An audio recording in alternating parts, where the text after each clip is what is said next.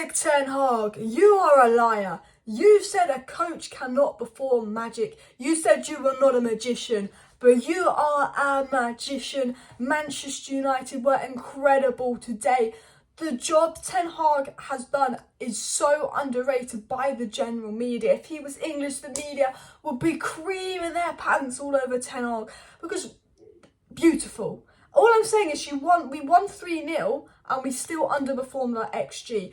5 key players missing. No Casemiro who would have started, no Eriksen who would have started, no Anthony who would have started, no Anthony Martial that would have started, no Varane that would have maybe started if fit. And Manchester United had absolute dominance. Yes, iffy 25 minutes, but the way they played, the football they played, the way Sancho came on, linked up with Bruno, the final third play, 7 big chances created by Manchester United. Erik ten Hag is genius. He's magic. Him and Rashford at the moment are not human, what they are doing.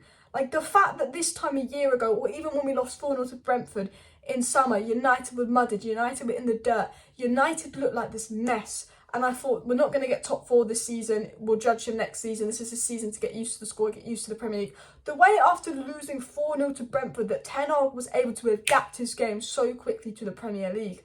You know, the fact that we are playing a game every 3 days. I said, because, you know, Leicester were the better side early on in the game. I was saying, you know, we can see that United fatigued. We're playing a game every 3 days. Rashford, Bruno can't get rested because we've got injury problems. You know, Donny, McTominay and Eriksen have been out. Casemiro's been suspended. The same midfield three's had to play a lot. Sabitzer, I thought, really rose to the challenge today. I will talk about that later. I thought Sabitzer was very, very good. You know, the only signing we got in January was Wout Weghorst, who did put in defensive shift today. Missed an absolute sitter, but I think that was very good. But you see rivals spending money big in January, and Ten Hag's getting Wout Weghorst on loan. You see the injuries we're getting with Donny and Eriksen. You see we've got all these problems. And then all of a sudden, Ten Hag is producing performances like this with players that have had to play a game every single 3 days, players that are knackered. But also, a lot of these players were part of our worst ever season last year. They didn't know how to run, they didn't know how to pass the ball, they didn't know how to play. And Ten Hag's got them looking like professional footballers. I thought when Wan-Bissaka came on, he was absolutely incredible. Wan-Bissaka and Jadon SANCHO linking up on that right-hand side was absolute class. Jadon SANCHO and Bruno Fernandes interlinking from the right-hand side to the 10 role. Absolute freaking class. Patterns of play, passing, pressing, counter-pressing, moving the ball forward. Good, beautiful football. This was Sir Alex Ferguson stuff. This was Pep Guardiola stuff. That second half versus Leicester City is the best football. I'm going to say this now. The best football I've seen United play all season. That is the best bit of football I have seen in years. 7 big chances created. Delo, Wout and Sancho should all have another goal. I mean, we should have won that game 7-0. Leicester have just come off the back of scoring 8 goals in their last 2 games, have just found some form, started the game well, and the second half, I don't know what Ten Hag did at half time, but this flip switched.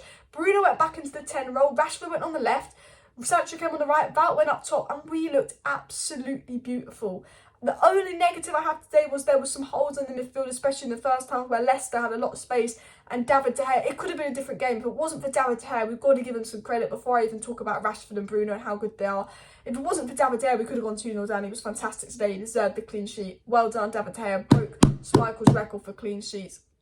Big up David De Gea, but you know, the only negative was the midfield was very holy and we were missing Casemiro. The defence had a lot to do, and you have to give credit to Luke Shaw, Luke Shaw, Delo, Lindelof and Martinez. You've got to give a lot of credit to them because they had a lot to do today. Normally they get protection of Casemiro, but there was a lot of holes in midfield. I thought Sabitzer and Fred were very good in the final third. Fred got an assist. Sabitzer did a really good job in the final third. I think in that defensive third, because they're both like more attacking minded centre mids rather than defensive minded, you could tell we were missing that defensive presence, and there was space there for Leicester. There was space for them to come through. They were able to get through us quite easily. And Leicester, you know, they've got some good players. Tete's a fantastic player. Maddison's a good player. They've been playing quite well, Leicester. You know, they did cause us some problems there. And Lindelof and Martinez had a lot to do. And Lindelof really grew into the game. At first, I thought it was a bit standoff, but he really grew into the game. You know, Varane can't play loads because of injury record. The way Lindelof was able to come in and adapt. I think Lindelof is just the perfect bench player, becoming very reliable. Martinez is just a beast. We really missed Martinez in the Leeds game. I think Ten Hag wanted to rest Martinez. I don't know why. I think he wanted to try Luke Shaw left centre back because he was going to play versus Barcelona. But Martinez's presence is so needed. You know, we have to have at least one of Martinez, Varane or Casemiro on the pitch because their presence in that kind of back line is so noted. And Martinez, the way he brought the ball out from the back was fantastic. But I want to talk about Bruno Fernandes. For me, Bruno Fernandes was man of the match today. I'm going to get Bruno Fernandes' game numbers up in just a second if I can find them. I'm sure they would have come out by now. But I think he made like 7. I'm going to say he made 7 key passes, 9 key passes. Statman Dave says 82 touches for Bruno, 18 passes into the final third, 10 ball recoveries, 9 key passes in a single game, 8 ground duels won, 4 crosses completed, 4 out of 5 dribbles completed, 3 big chances created, 2 assists. Bruno got 2 assists, he deserved 4 assists, but 9 key passes, 4 crosses completed, 4 out of 5 dribbles completed. Bruno Fernandes was an absolute 10 out of 10. If I was doing player ratings, 10 out of 10. This guy was a magician today, controlling the strings. And what I loved about it was him and Sancho interlinked between right wing and 10 so well. Post-World Cup, Bruno's been fantastic. At the World Cup, Bruno was fantastic. He dropped off a bit last season. I think the way we were playing was unsustainable. He's not getting the goals and assists he used to get, but he's really adapted his game under Ten Hag. And what I love about Ten Hag is he's coaching these players. Rashford and Bruno were good under Ollie. They were really good under Ollie. Then they had that shit season in the Ollie Ragnick season. But we always knew what Rashford and Bruno were capable of. But they were kind of those players that would get statistics, but they were kind of counter-attack, hit and miss players. Ten Hag's turned Rashford and Bruno into absolutely consistent quality players.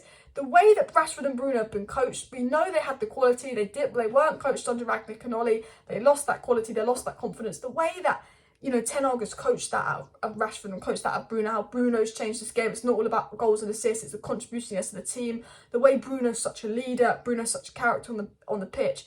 Big up to Bruno Fernandes, was fantastic today. He's been fantastic this season. He's been really underrated this season, I think, because he doesn't get the numbers he used to get, but he's so influential in the game. And when we don't have Bruno, you notice it. The fact that he can play right wing 10 is fantastic and interlink. I think Bruno, Sancho, Rashford, that front three, that 20 minutes or 15 minutes where it was Bruno, Sancho, Rashford, oh my God.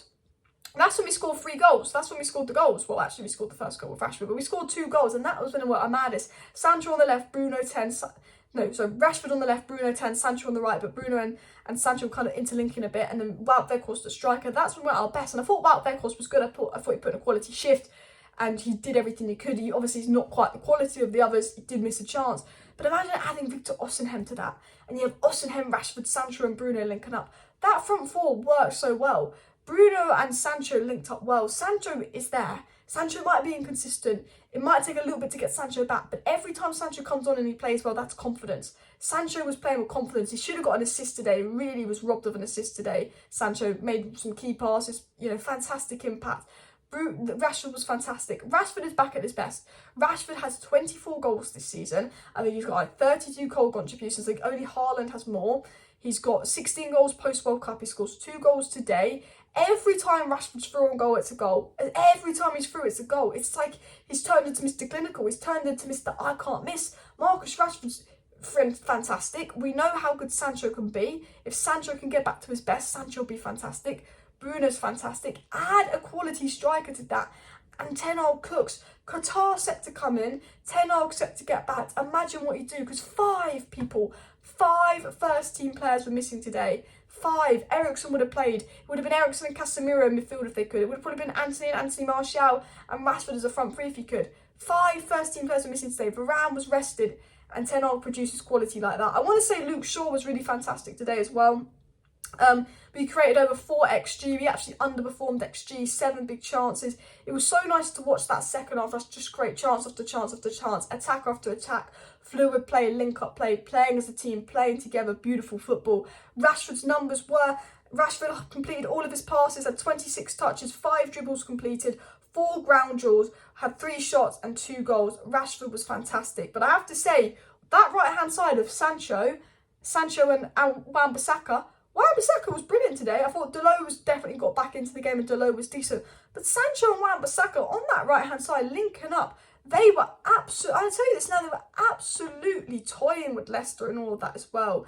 The Devil's DNA tweeted, I have to praise Ten Hag's profile ID, knows exactly where and what his players are and good at, bad at. Whether it's the way he uses Scott at the start of the season or Sancho and Garnacho as late subs to try to cover for Fred's weakness by pushing ahead. He's getting the best out of everyone. He said, no player seemed out of place today, misused or wasted. Even Wan-Bissaka and Scott had good cameos today. Somehow everyone seems to contribute in a way at times, and Erik Ten Hag hits a roadblock. It's simply due to not having that profile or trait in the squad at all. Back him and he'll take us places. What he's saying is Ten Hag made everyone have a role today. Ten Hag made everyone look good today.